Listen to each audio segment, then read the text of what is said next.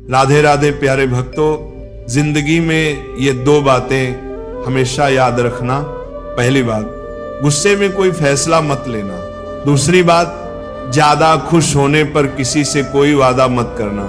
मित्रों, भगवान श्री कृष्ण कहते हैं, जब भी हम जीवन में कठिनाइयों के द्वार से गुजरते हैं तो मन में ये सवाल जरूर उठता है, क्या भगवान मेरी व्यथा नहीं देख रहे? क्यों नहीं वो मेरी परेशानियों को हल करते?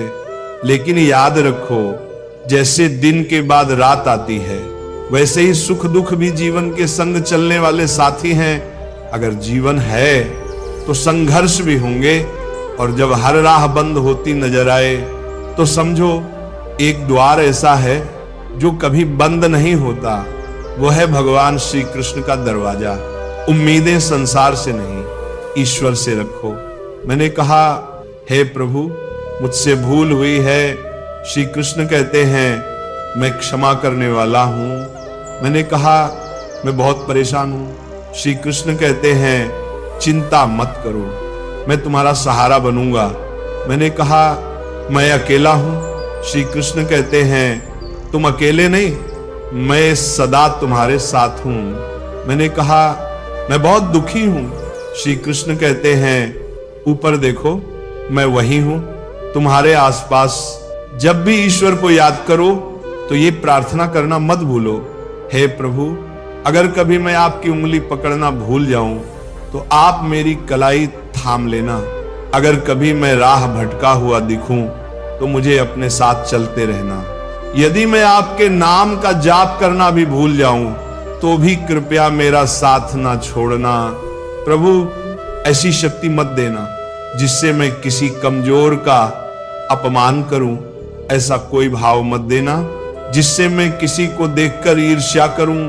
ऐसा ज्ञान मत देना जिससे अहंकार उत्पन्न हो जाए। जब भगवान ने इंसान की रचना की तो उसे हर गुण प्रदान किया, पर एक तत्व ऐसा था जो उनके हाथ से छूट गया।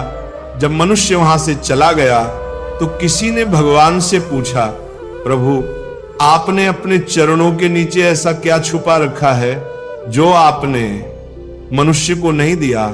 भगवान श्री कृष्ण मुस्कुराकर बोले, मैंने अपने पांव तले शांति को छिपा दिया है। मनुष्य पूरी जिंदगी इसी शांति की तलाश करता रहेगा। वैसे भौतिक चीजों में, रिश्तों में और दौलत में खोजेगा, पर असली शांति उसे केवल मेरे चरणों में ही मिलेगी। ईश्वर के पास दो अद्भुत शक्तियां हैं, एक है माया और दूसरी है भक्ति। जो माया को छोड़ भक्ति का मार्ग चुनता है वही सच्चे अर्थों में प्रभु से जुड़ पाता है। और जब कोई उनके चरणों में आकर सिर झुकाता है तो भगवान श्री कृष्ण कहते हैं, बताओ तुम्हें क्या चाहिए, माया या भक्ति? एक बार भगवान से किसी ने निवेदन किया, प्रभु मुझे बताइए, माया और भक्ति में फर्क क्या है? भगवान मुस्कुराए और बोले, अगर तुम्हें दूसरों को अपने इशारों पर चलाना है तो माया अपनाओ, और अगर तुम मुझे अपने प्रेम से झुका देखना चाहते हो तो भक्ति का मार्ग चुनो। क्योंकि माया वहां होती है जहां जीव हावी होता है, और भक्ति वहां जहां मैं स्वयं झुक जाता हूं। भगवान श्री कृष्ण कहते हैं, माया के नृत्य में संसार नाचता है, लेकिन जब भक्ति आती है तो मैं स्वयं नाचने लगता हूं। किसी ने पूछा, प्रभु भक्ति क्या है? उत्तर मिला, भक्ति ना हाथों से होती है, ना आंखों से, और ना ही शरीर की ताकत से। अगर ऐसा होता तो अपंग, अंधे और कमजोर लोग भक्ति ना कर पाते। भक्ति मन की गहराइयों से उत्पन्न होती है, जो भावनाओं के समुद्र में डूबकर प्रकट होती है। भक्ति कोई कर्म कांड नहीं, ना हारों का बोझ और ना हाथों का दिखावा, बल्कि आत्मा से आत्मा का संबंध है। प्रेम में लिपटा हुआ भाव जो भगवान तक पहुंचता है। मनुष्य की आदत है कि वह सुख में भगवान को भूल जाता है और दुख में सबसे पहले उन्हीं को याद करता है, को पुकारता है।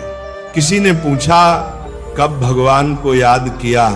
उत्तर आया, जब सांसें थमने लगे, चोरी पकड़ी जाए, बारिश ना हो, व्यापार घाटे में हो, परीक्षा में असफल हो जाए, तब हर कोई प्रभु की शरण में आता है।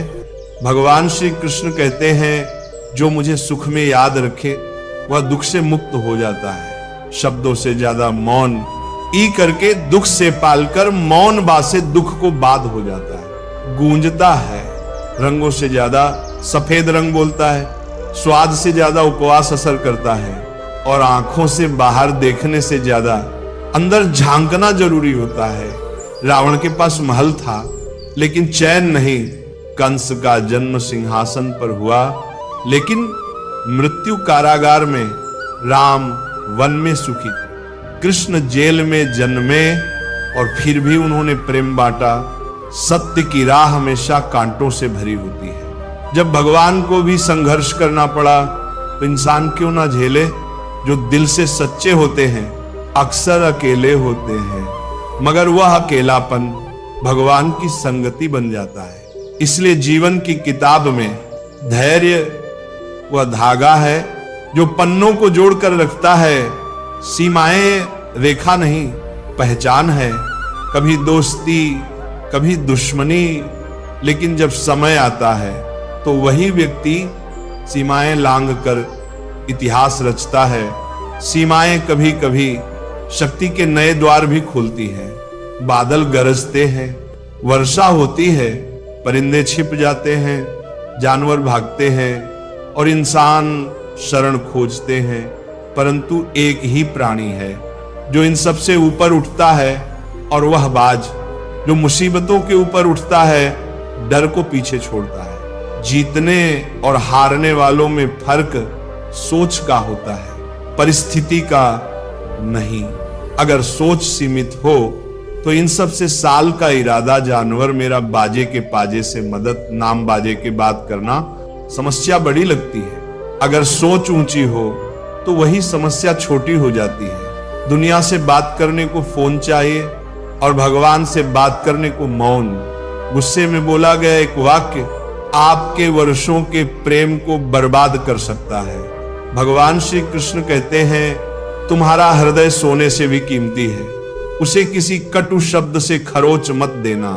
अंततः जब कोई भगवान के पास जाता है और सिर झुकाकर कहता है, प्रभु आपके चरणों में आया हूं, तो भगवान मुस्कुरा कर पूछते हैं, बताओ तुम्हें क्या चाहिए ताकि तुम्हारा जीवन पहले से भी बेहतर हो। पहले सबको माफ कर दो, क्योंकि जब तुम दिल से क्षमा देना सीख जाओगे तब मैं भी तुम्हारे हर गिरने से पहले तुम्हें थाम लूंगा। अगर आज समय तुम्हारी परीक्षा ले रहा है तो यकीन मानो कल समय तुम्हारी जय घोष करेगा। बस अपना कर्म ईमानदारी से करते रहो, क्योंकि तुम्हारे हाथ में सिर्फ कर्म है, फल नहीं। परिणाम कब और कैसे मिलेगा इसका निर्णय तो केवल वही करता है जो सबका सृजन करता है। छोटी सी बात लगती है लेकिन इसका मर्म बहुत गहरा है। एक टूटा हुआ समाज और बिखरा हुआ परिवार कभी नेतृत्व नहीं कर सकता, लेकिन लड़ते झगड़ते वे किसी और को अवश्य ताज पहना देते हैं। जहां बड़ों को स्नेह और सम्मान मिलता है वहां भगवान का स्थायी निवास होता है। प्रेम बंटता है तो वहां रामायण जन्म लेती है, और संपत्ति बढ़ती है तो वहां महाभारत की कहानी बनती है। जिस दिन कोई व्यक्ति दूसरों को गिराने की सोचने लगे, उसी क्षण से वह स्वयं गिरना शुरू कर देता है। यही समय होता है जब मधुमक्खियों जैसा समाज उसे यह सिखाता है कि एकता में कितनी गहराई से शक्ति छुपी है। अकेला पत्थर कुछ नहीं कर सकता, लेकिन समूह में संगठित मधुमक्खियां पूरे जंगल को हिला देती हैं। एकजुटता, प्रेम और सामूहिकता, इन्हीं में जीवन की असली शक्ति छुपी है। दो रास्ते होते हैं जीवन जीने के। पहला, अपनी चाहत को पूरा करो, और दूसरा जो है उसी में सच्चा आनंद खोजो। हमेशा इतना सहज बनो कि सब तुम्हारे पास बैठ सके, और इतना ऊंचा उठो कि जब उठो तो सब प्रेरित हो। उड़ान जरूरी है, भले ही बार बार गिरना पड़े।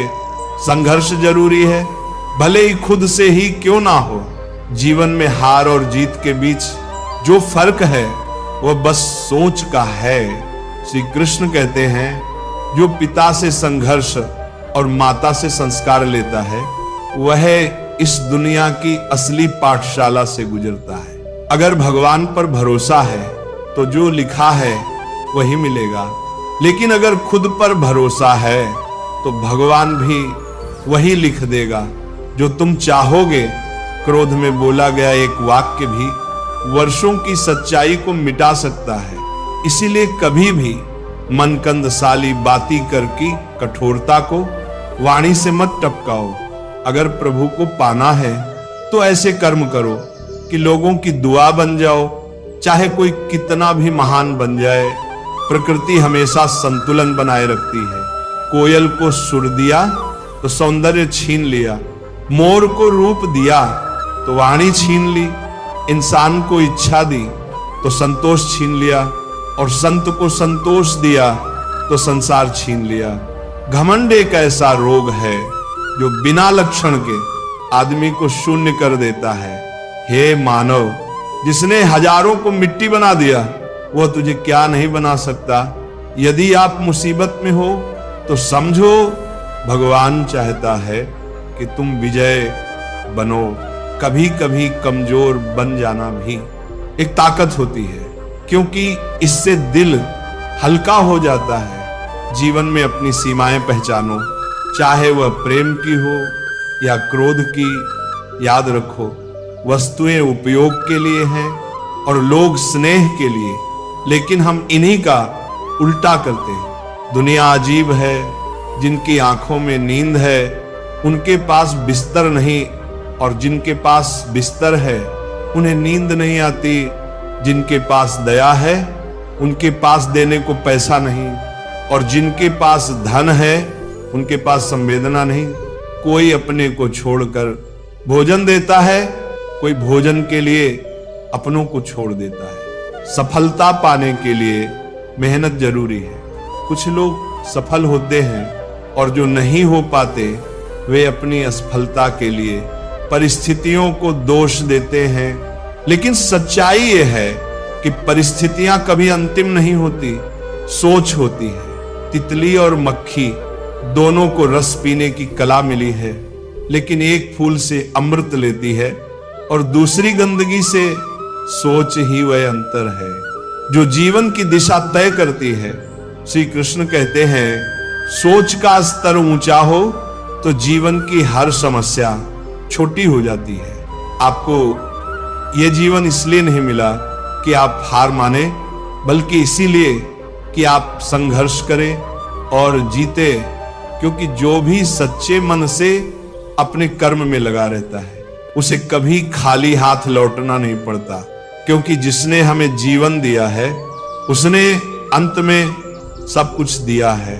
लेकिन एक तितली जब कोमल फूलों के पास पहुंचती है तो न केवल उनका अमृत लेती है, बल्कि उनकी सुंदरता को आगे बढ़ाने में भी मदद करती है। वहीं एक मक्खी सीधे जख्मों पर बैठती है और उन्हें और भी संक्रमित कर देती है। यह फर्क केवल नजरिए का होता है। अगर इंसान सही सोच और राह चुनता है तो रास्ता कठिन हो सकता है, लेकिन मंजिल तक पहुंचने की उम्मीद प्रबल होती है। लेकिन अगर पथ गलत हो तो मंजिल मिल भी जाए तो सुकून नहीं मिलता। जीवन में यह निर्णय आपको ही करना है कि आपको प्रकाश की ओर बढ़ना है या अंधकार में डूबना है।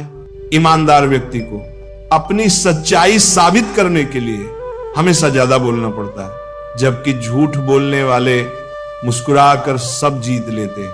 संकीर्ण सोच संदेह की चिंगारी जलाती है, लेकिन उदार सोच समाधान की रोशनी फैलाती है। श्री कृष्ण कहते हैं, अगर तुम जीवन में स्थायित्व चाहते हो तो ऐसे बनो जैसे नमक जो नजर नहीं आता लेकिन स्वाद में हर जगह मौजूद होता है, चाहे मंजिल कितनी भी ऊंची क्यों ना हो।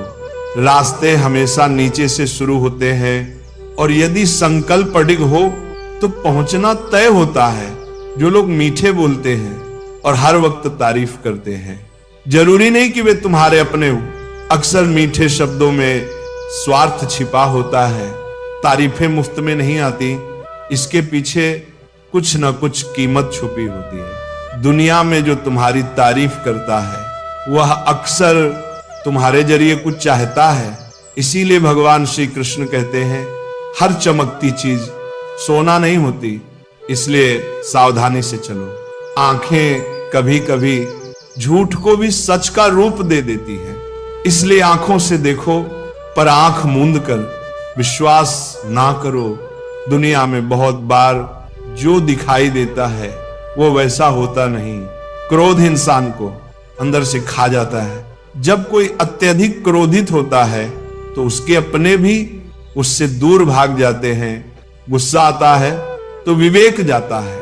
और अगर आप अपने गुस्से को नहीं संभाल सकते तो जीवन की बड़ी चुनौतियों से कैसे निपटेंगे? अगर जीवन में सच्चा मित्र मिल जाए तो उसे पकड़ कर रखो, क्योंकि अच्छे लोग बार बार नहीं मिलते। बाकी कम्बिया पीड़ा केवल दर्द नहीं देती, वह अनुभव और समझ भी देती है। दर्द ही जीवन की असली पाठशाला है। अगर आप ठान लें कि केवल 3 घंटे सोकर उठना है तो आपकी आत्मा भी उसी समय आपको जगा देगी। मनुष्य के भीतर अनोखी शक्ति होती है। जवानी किसी को भी दे दो, लेकिन बुढ़ापा ईश्वर को दे दो, क्योंकि जवानी में हम भूल करते हैं और बुढ़ापे में उन भूलों से सीख लेते हैं।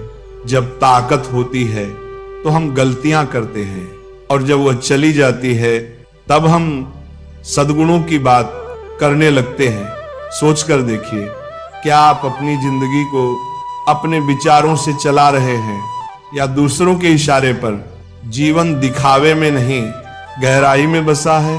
कई लोग मीठी बातें करते हैं लेकिन जरूरत के वक्त मुंह फेर लेते हैं। हर मुस्कुराता चेहरा तुम्हारा अपना नहीं होता।